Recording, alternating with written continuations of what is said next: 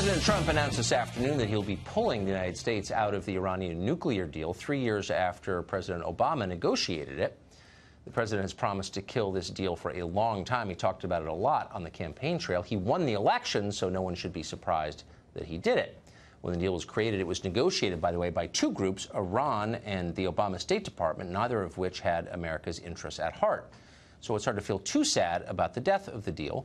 Still, you have to wonder what it means. Will it take America closer to war with Iran? And if it does, are we prepared to fight that war? Or does it make lasting peace more certain? Michael Anton was a national security official in the Trump administration. He's just re-entered the private sector, and he joins us tonight. Michael Anton, thanks for coming on. Hey, thanks for having me. There's certainly no defense of the deal, which I took as a matter of faith was negotiated in bad faith and not on behalf of American voters. But you got to kind of wonder.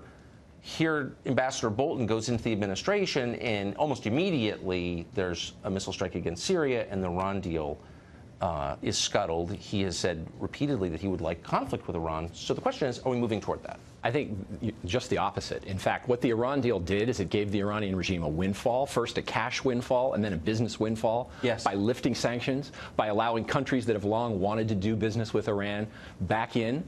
Germany, especially, the UK, France, all started enacting commercial contracts with Iran. We've seen the Iranian GDP go up, and Iran's spending on ballistic missiles, on terror financing, on destabilizing activities, on continuing wars in Yemen and Syria, all of that rose since the Iran deal went through. By reimposing sanctions, which is what getting out of the deal does, it will reduce the amount of resources that the Iranian regime takes in, and it will reduce their ability to spread mayhem and chaos, and it will reduce conflict and the likelihood of war.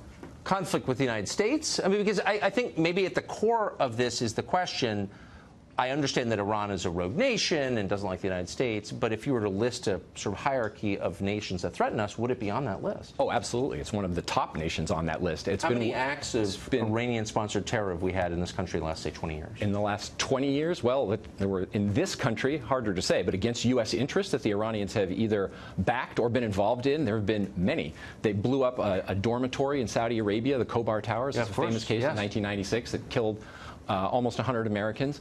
They probably, we believe, trained and maybe even provided the explosives to the al-Qaeda terrorists that bombed the embassies in Tanzania and Kenya. Yes. We know the 9/11 Commission showed that they facilitated transit for the 9/11 hijackers. Bin Laden's own son lived in Iran for a time being. Yes. Documents that were captured when bin Laden's home was raided in Pakistan that the Obama administration refused to release because it would paint a very dark picture of Iran and harm the possibility of getting the deal. The Trump administration finally released, and it shows Osama bin Laden on the record saying to his followers, you got to work with the Iranians. They hate the Americans as much as we do. This is a necessary and useful alliance, even if we have our differences. They're the great Satan, and we basically agree with that. We can work out our own differences later. That's a compelling data point. I would agree with that. I think it's really interesting. It hasn't received enough attention. McMaster, though, was for keeping the Iran deal, correct? Am I misstating that? No, I think you're misstating that. I think that there was a consensus in the administration that the deal was bad. We would give our European allies a reasonable chance to fix it. The president agreed with this, and the president said it in his January statement.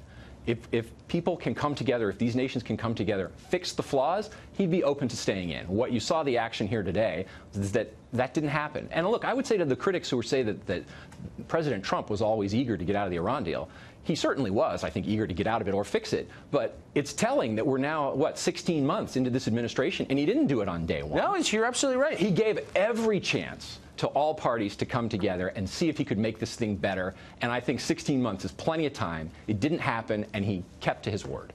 Michael Anton, you make a good case. Thank you very much. Thank you.